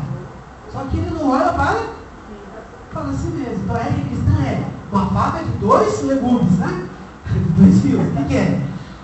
Eu aponto para lá, mas não posso esquecer de... Não é assim que a gente faz? Não posso esquecer de... 3 apontando para mim. Isso é ética cristã. Isso é caráter. Eu vou moldando o meu caráter e aí eu posso falar. Eu posso falar por quê? Porque de fato eu procuro fazer também. Outros se preocupam com problemas sociais e negligenciando as necessidades espirituais, reduzindo o cristianismo a um problema social. Isso é outro problema também, né? Então a gente tem que esquecer, não pode esquecer. Eu e a sociedade. Eu tenho que andar certo, né? É o que meu pai falava aqui pra gente. Faça o que eu mando, mas não faça o que eu faço. Misericórdia, né, irmão? Faça, porque eu também estou fazendo. Seja, porque eu também estou sendo. Tá claro? Isso é ética cristã. Eu mando as pessoas fazerem, porque de fato eu estou. O que eu faço, né? Faço o que eu mando, faço o que eu faço. Opa. Todo mundo faz isso, né? Falar é fácil. Difícil é? É? Bom, primeiro, esse foi um erro da teologia liberal norte-americana, no final do século XIX, no início do XX, segundo a qual o reino de Deus tendia a identificar com a perpetuidade do homem com o problema social. Eu gosto, sou simpatizante dessa ideia um pouco. Eu acho que quando Jesus não vem, nós temos que organizar nossa vida aqui embaixo. Mas Jesus não veio ainda, então vamos fazer de tudo para que as pessoas vivam melhor, tenham casa própria, água encanada, esgoto, escola para todos, emprego para todos, bom salário. Jesus ainda não veio. Quando voltar, aí vamos tudo ficar bom. Amém? Essa é uma ideia que eu sou simpatizante. Agora, não achar que só vai ficar aqui embaixo. Não. O reino da terra, ele em parte, ele já está se dando. À medida que, olhando para a palavra, a gente vai vendo as discrepâncias e vai procurando interferir. Amém? É artificial a divisão do evangelho em evangelho social e individual. O evangelho, de acordo com as escrituras, possui os 2 aspectos que não devem ser dissociados. Então, quais são os aspectos? Tanto individual quanto social. Amém? Esses 2 lados não podem ser negligenciados. Eu estou olhando o meu caráter como pessoa, eu estou olhando para a sociedade. Eu falo, os políticos são corruptos. Eu também sou corrupto. Eles estão roubando. Eu também roubo. Quer dizer, eu aponto para lá e esqueço de olhar para mim mesmo. Não é? Aí eu falo para a esposa, você tem que mudar. Aquela carta do irmão, 20 anos, eu não sei, eu mudo minha esposa. Aí um belo dia eu falei assim, Senhor, me muda. Aí o casamento ficou uma maravilha, né? Ele só orava para mudar a esposa. No dia que ele passou lá para que Deus mudasse a vida dele, o casamento ficou bom. Que beleza, né? Amém? Agora nós temos aí uns 15 minutos para fazer perguntas. 10?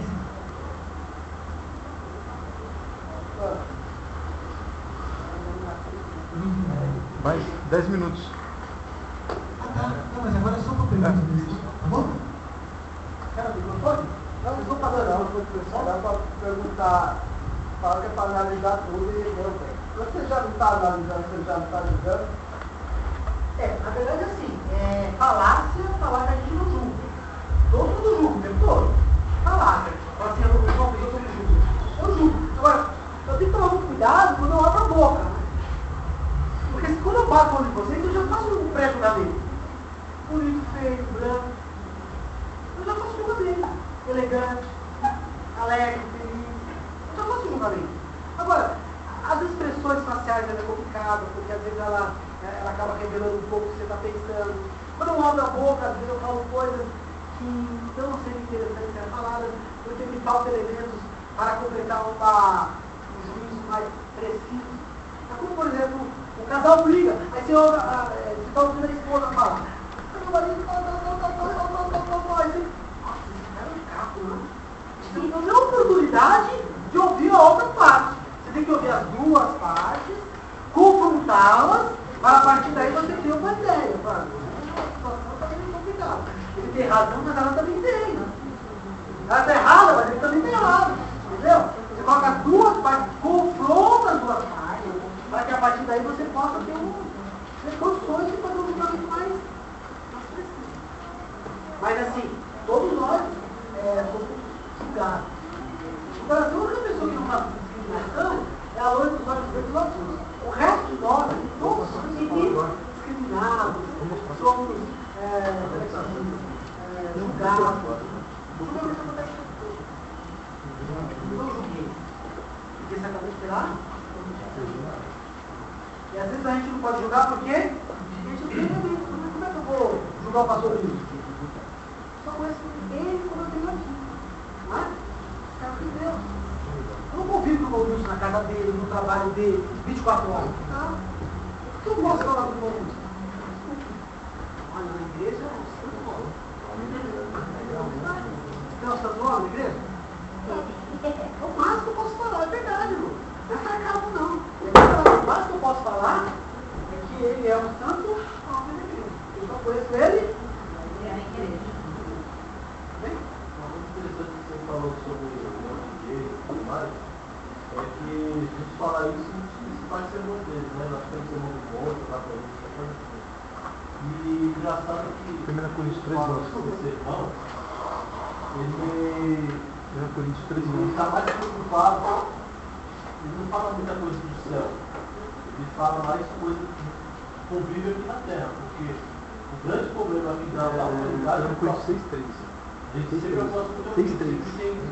sempre está ajudando alguém, a gente sempre está falando mal de alguém, aquela coisa sem conhecer a pessoa.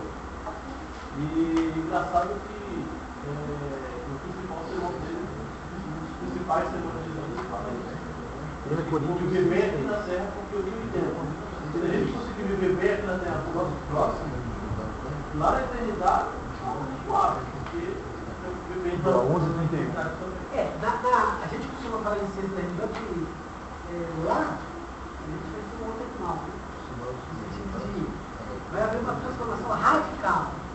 Eu faço uma Paulo, por exemplo, um jogo grande, e ela não vai estar apenas na matéria, né?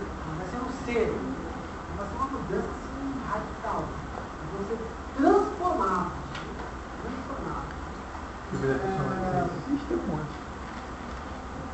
A questão assim, o céu não é um problema para nós nos ocuparmos. A terra é um problema para nós nos ocuparmos. Quando eu me preocupo com a terra, automaticamente eu estou me projetando para lá.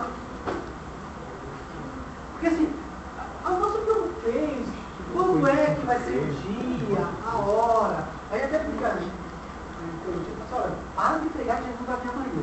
Jesus não vai vir amanhã. Vai sacar a plaquinha de bar, fiado só amanhã. Vai ter os bar. Aí o cara chega amanhã, fiado, o cara não vai mais na igreja. Mas por que Jesus ia vir amanhã? Eu vim aqui e não veio. O cara desde que ele veio, vai crescer, não viu. Quando Jesus virá, a gente não sabe. Deus vai ter os anjos, tem o Filho, somente Deus, o Pai. Então, céu, esse sentido, não é preocupação nossa. Nossa preocupação é vivermos como cristãos na terra. Servindo a Deus, amando o próximo. Mas é que você fala isso mesmo. A gente tem que procurar ser um Deus que fala. A gente vê o nosso próprio erro, fazer corrigir para depois ver o irmão, essas coisas. Por que eu estou falando isso? Se liga na internet, Google, olha lá, teoria de conspiração. O cara nem chegou no botão do papo, o cara, mas esse cara é uma besta. Coitado do cara, ele entrou. O cara, ele entrou no dia 13, às 13 horas, às 13 minutos, pode saber. Tá vendo? 13 vezes. Aí o cara tá lá, eu nem esquentei a cadeira, nem esquentei. O cara já tá falando sua besta. Isso é um problema sério. Aí fica criando essas coisas, sabe assim?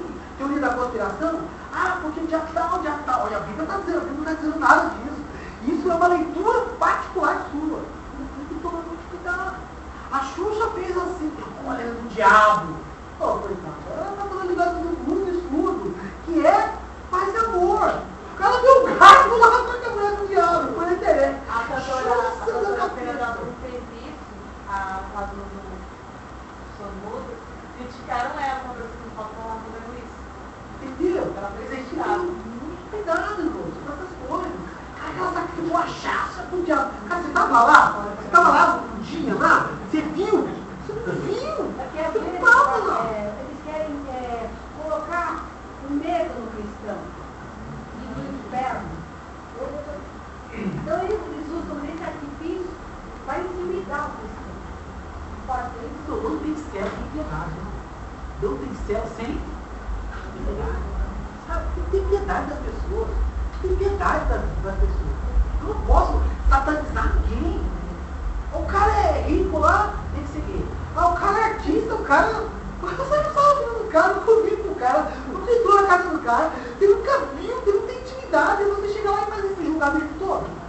E faz um julgamento, põe na internet, posta aquela coisa toda.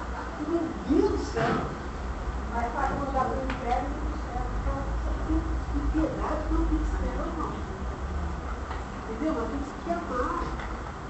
Apenas que eu tenha conhecimento de fato, eu tirei foto, eu filmei. Aí eu posso falar, tá vendo? Eu filmei, tá aqui, mas eu não fiz notícia, então eu não posso satanizar ninguém. Então não posso cuidar com o julgamento, irmão. Que a própria igreja colocou, que é, felizmente, né, igrejas tradicionais tem o paternista muito humano, né? E aí as pessoas vão criando isso. Aí tem um perfil, com todo respeito, pelo amor de Deus, né? Entre aspas, assim. Isso é um perfil da Igreja Batista dos Estados Unidos. Os caras falam assim, por exemplo, a igreja, olha, o McDonald's sacrifica pro diabo. Quem come o McDonald's? O cara faz como é que chama lá isso? Tem uma listagem de Nova Era, Entendeu? Só que você tem que é isso aí, irmão. Isso a gente chama isso de teoria da conspiração. Aí o tempo passa, 2013, 2014, 2020, não aconteceu nada. Entendeu? Você entra no negócio de Nova Era, você entra no negócio de Matreia. A Matreia, o anticristo já tem 20 e poucos anos. Cara, o cara já tá com 20 anos já, nem se manifestou ainda. Não morreu! Entendeu? Então é um problema muito sério, mas deixa de ler a Bíblia e fica seguindo esses caras que é ambulante. O cara bate o olho, quase da Bíblia. Aí o cara fica achando coisa que não está escrito. Só ele enxerga. Entendeu? Então falta o quê? Piedade cristã. Piedade, não. Eu falo também no Brasil, o cara fala, pô, deixa ele. Ele eu vou falar uma revelação que talvez você fosse escandalizar. Quando o Beto saiu, eu chorei. E Deus perguntou, por que eu estava chorando? Eu falei assim, olha, ele é um líder de uma religião que é maior do mundo. E de repente ele sai. Aquelas pessoas que são adeptas dessa religião, que tem ele por guia, fica toda desamparada. Essa situação me deixa triste. Eu não sou católico. Eu não adoro filhos. Mas eu estou vendo a perspectiva humana. O meu colega que é católico, e que naquele momento ele ficou totalmente desamparado. Isso, particularmente com o Francis aqui, me deixa consternado. Tá claro, estou falando? Eu não sou católico, eu adoro livros, não tenho nada. Quando eu fui católico, eu fui conhecer um padre quando eu fui fazer filosofia na PUC. Então eu nunca tive contato com a igreja católica. Mas o fato de ele ter saído, da forma como ele saiu, e a consternação que ele criou, provocou nos adeptos católicos, eu, como amigo de muitos, eu me senti. Aí eu chamo isso de empatia. Eu coloco-me no lugar do outro para compreender. Empatia. A gente não consegue evangelizar. Eu me coloco no lugar daquela mulher, daquele rapaz que está bêbado, jogado, aquela situação medonha, triste. E aquilo produz em mim algo que me faz ir até ele, me aproximar, evangelizar, para que mude, tenha uma conversão. O que é conversão? Mudar de sentido. Eu estou aqui, eu faço isso. Então, vamos ver?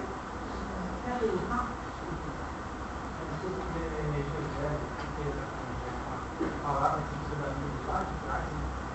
A exegese. Exegese é uma ciência, né? Uma ciência que ela se preocupa em interpretar. O que ela faz?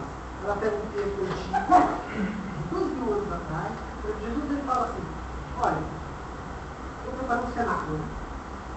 Aí está o texto para que Jesus e os discípulos procurar um lugar para fazer a Santa Ceia. O cenáculo é um lugar alto.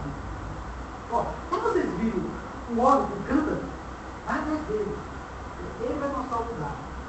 Então, a gente lê o texto, o outro carregando água. Onde não se carrega homem, não carrega água em casa. Então não faz ideia. Você viu o cara carregando água, cantando um cara. E ninguém carrega água. Quem carrega água? É o trabalho de mulher. Você descobre isso através do quê? Da exegese. Entendeu? A exegese, ela vê um texto e ela desconfia do texto. E ela vai procurar a raiz cultural. Alguém mais uma pergunta? Não? Pergunta? Não? Dúvida? Não?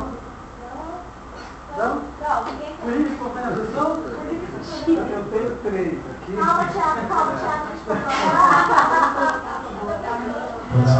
Amém? Acho que foi muito bem. Antes da gente terminar aí, vocês estão com suas Bíblias? Vocês estão com as Bíblias?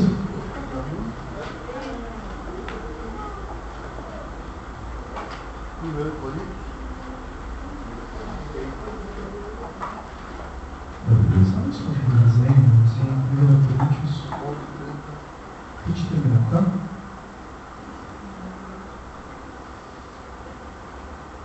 Veja bem, vão ter perguntas que não serão respondidas agora, né? Vão ter perguntas que vão ser respondidas mais para frente aí, tem muitas coisas que vocês vão ficar ainda aí em dúvida, né? Mas vamos tentar diminuir cada vez mais as dúvidas, né? 1 Coríntios 6, verso 2. Tá? Depois a gente vai um pouco mais de calma. Eu acho que eu poderia aqui.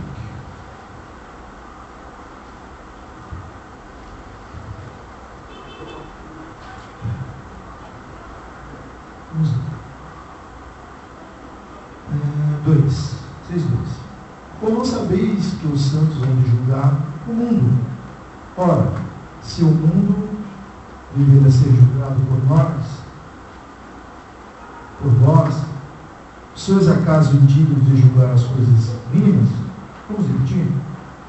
Ou não sabeis que os santos hão de julgar o mundo?